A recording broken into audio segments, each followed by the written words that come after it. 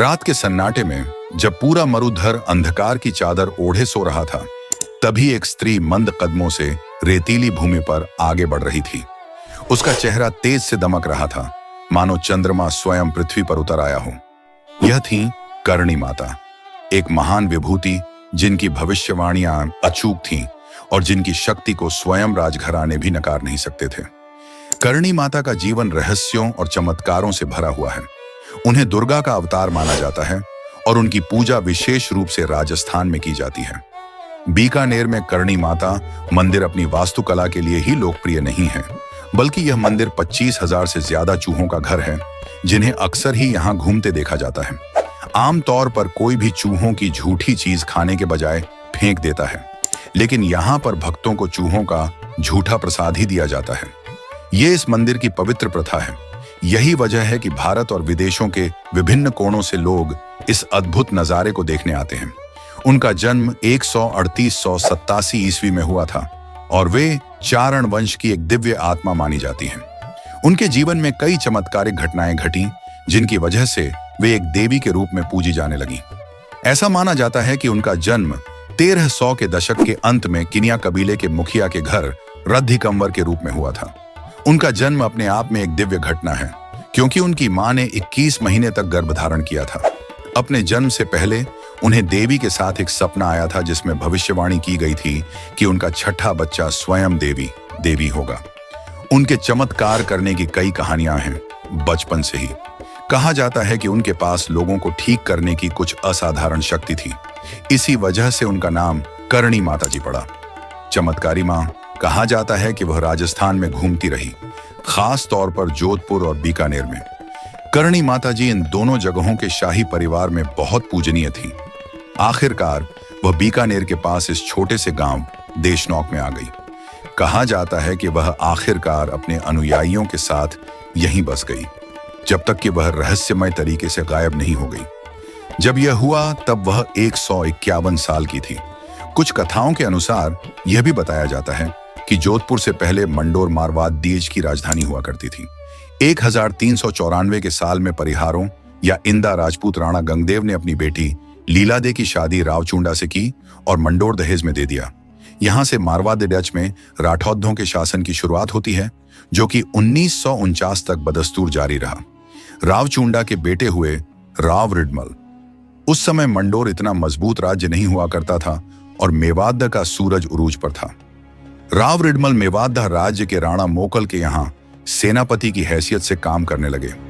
मोकल के जाने के बाद उन्होंने उनके बेटे राणा कुंभा के राज में भी अपना काम जारी रखा। दरबारी षड्यंत्र के चलते कुंभा ने राव रिडमल की हत्या करवा दी। रिडमल के बेटे जोधा को वहां से जान बचाकर भागने पर मजबूर होना पड़ा। अपने साथ 700 घुड्ड सवार लिए जोधा मेवाड़ की राजधानी चितौदा के किले से भागने में कामयाब रहा। जगह जगह पर उसकी मुठभेड़ चितौदा की सेना से हुई। जब वो वापस मारवाड़ की राजधानी मंडोर पहुंचा तो उसके पास अपने समेत महज 7 घुड्ड सवार बचे थे।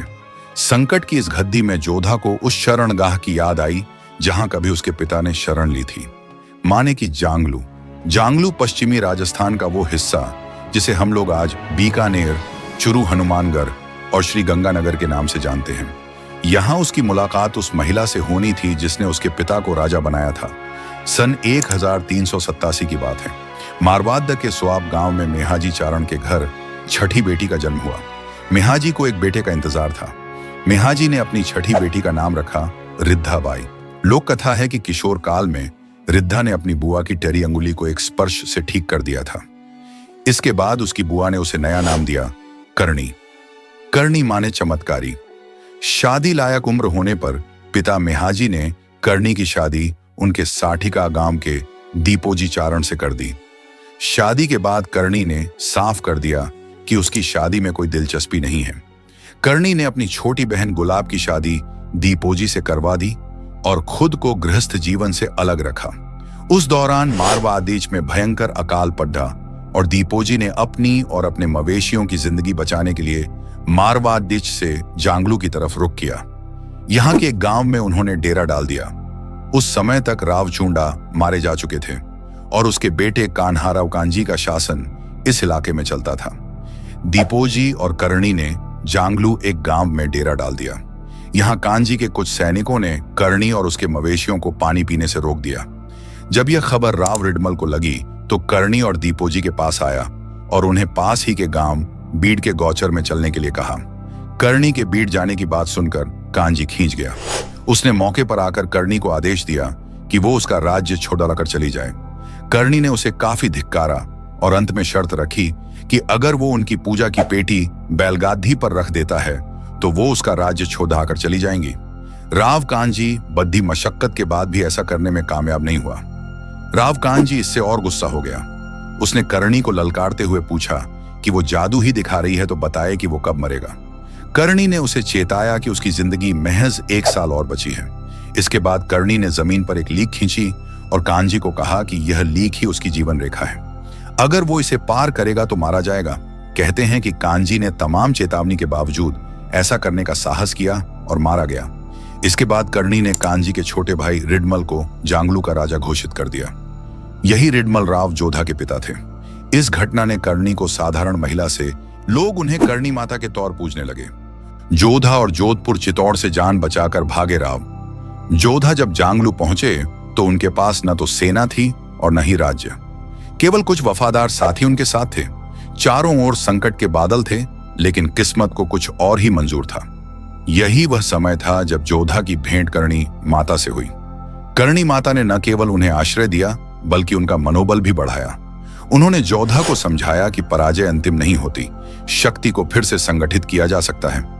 माता के आशीर्वाद से जोधा ने धीरे धीरे अपने सैनिकों को एकत्र किया और मारवाड़ पर फिर से अधिकार स्थापित करने की योजना बनाई। करीब 15 वर्षों के संघर्ष के बाद 1453 ईस्वी में राव जोधा ने मंडोर पर फिर से कब्जा कर लिया। लेकिन विजय के बाद भी उनके मन में एक चिंता थी। मंडोर सुरक्षित राजधानी नहीं थी। मंडोर के बजाय जोधा ने एक नई राजधानी की तलाश शुरू की।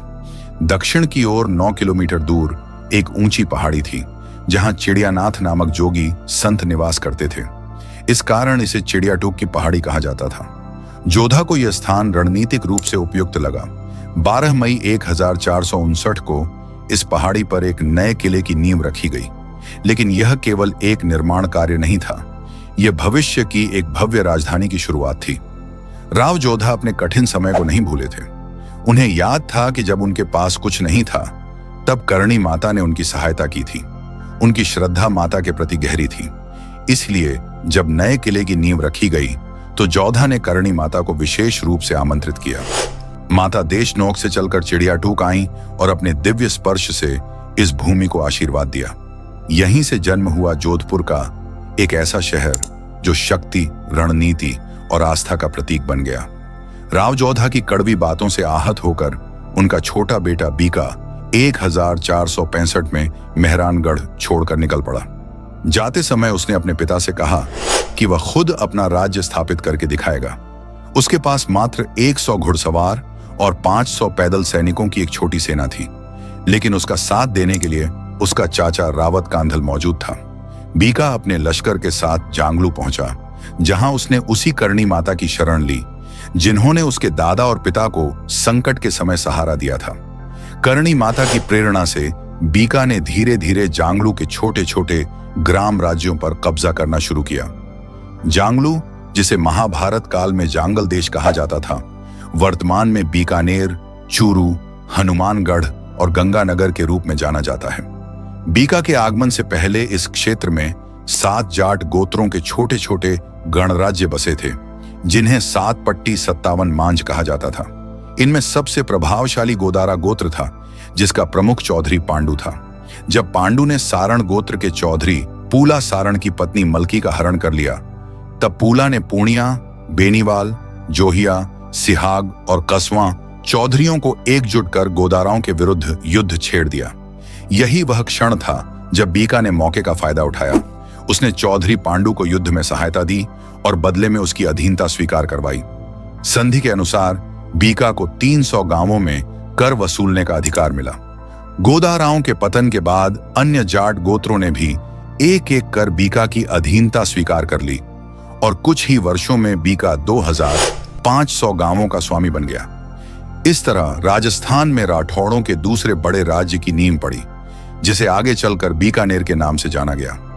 राज्य स्थापित करने के बाद बीका को अपनी राजधानी की आवश्यकता महसूस हुई। उसने 1485 में बीकानेर में किले की नींव रखी और इस शुभ अवसर के लिए फिर से करणी माता को आमंत्रित किया। इस प्रकार राजस्थान में दो बड़े राठौड़ राज्यों जोधपुर और बीकानेर की स्थापना में करणी माता की महत्वपूर्ण भूमिका रही। आज हजारों लोग करणी माता को देवी के रूप में पूजते हैं, लेकिन अगर श्रद्धा से परे देखा जाए तो वे सामंती शक्ति संतुलन का एक अनूठा उदाहरण थीं। वे एक सामान्य किसान परिवार से थीं और जाति से चारण थीं, जिन्हें सामाजिक रूप से राजपूतों और ब्राह्मणों के बराबर नहीं माना जाता था। फिर भी उन्होंने स्वयं को शक्ति संतुलन के केंद्र के रूप में स्थापित किया। बीका की बढ़ती शक्ति से भाटी राजपूतों में असहजता थी। जांगलू, भाटी और राठौड़ राजपूतों के बीच एक बफर जोन था, लेकिन बीका के अधिग्रहण के बाद भाटी शासकों को खतरा महसूस होने लगा। इस संकट को टालने के लिए करणी माता ने एक कूटनीतिक समाधान निकाला। बीका का विवाह पूगल के भाटी शासक राव शेखा की बेटी रंग कंवर से करवाया। इस विवाह के बाद भाटी और राठौड़ों के बीच एक नया गठजोड़ बना, जिससे बीकानेर पर मंडरा रहा युद्ध का संकट टल गया और यह नया सशक्त राज्य स्थायी रूप से स्थापित हो गया। जिस दौर में करणी माता इस दुनिया में रहीं, उस समय सामंतों के यहाँ दरबारी कवि औरतों के नक्शख के वर्णन में अपनी रचनात्मकता जाया कर रहे थे। एक काल्पनिक नायिका मूमल के बहाने वो बता रहे थे कि सुंदर स्त्री के माने क्या होते हैं। वो अनार के दानों से दांत और केले के तने सी जांघों को सुंदर बता रहे थे। ठीक इसी दौर में करणी माता थीं, जो मर्दों की तरह दाढ़ी और मूछों के साथ इस फानी दुनिया में थी। चेहरे पर उगी हुई दाढ़ी उनके दैवीय स्वरूप के आढ़े नहीं आई। वो अपनी शर्तों पर इस दुनिया में रहीं। आज भी लोग उन्हें इसी रूप में पूजते हैं। देशनौक में उनका भव्य मंदिर है। अब जब आप करणी माता की कहानी जान गए हैं, तो आप सोच रहे होंगे कि उनका मंदिर चूहों से क्यों भरा हुआ है। करणी माता मंदिर के रहस्य का उत्तर एक अन्य किंवदंती में छिपा है। ऐसा कहा जाता है कि जब उनके एक बेटे लक्ष्मण की मृत्यु हो गई, तो करणी माता ने मृत्यु के देवता यम से मुलाकात की और मांग की कि उनके बेटे का जीवन वापस कर दिया जाए। भगवान यम ने पहले तो मना कर दिया, लेकिन अंततः उनकी बात मान ली।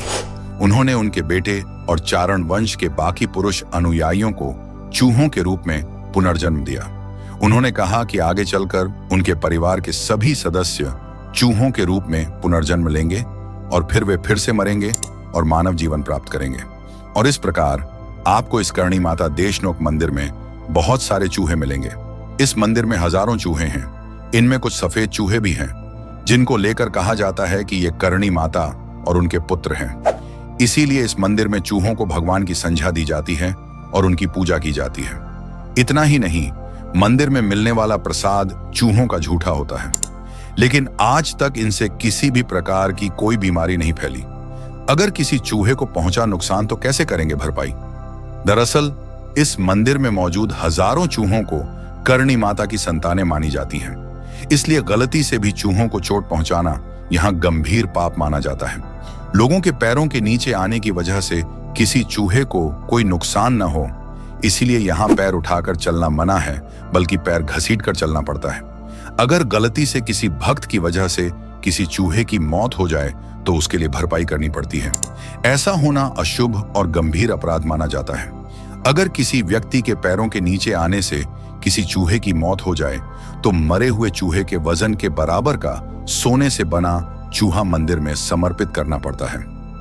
अमर कथा अमर देवी आज भी राजस्थान की हवाओं में करणी माता की कहानियां गूंजती हैं। जोधा का जोधपुर, बीका का बीकानेर और मेहरानगढ़ का अडिग किला, ये सभी गवाह हैं कि करणी माता सिर्फ एक संत नहीं, बल्कि राजनीति, भविष्य दृष्टि और अलौकिक शक्ति का संगम थी। ऐसी ही रोचक कहानियों के लिए हमारे चैनल स्पाई डेज को सब्सक्राइब करना ना भूलें।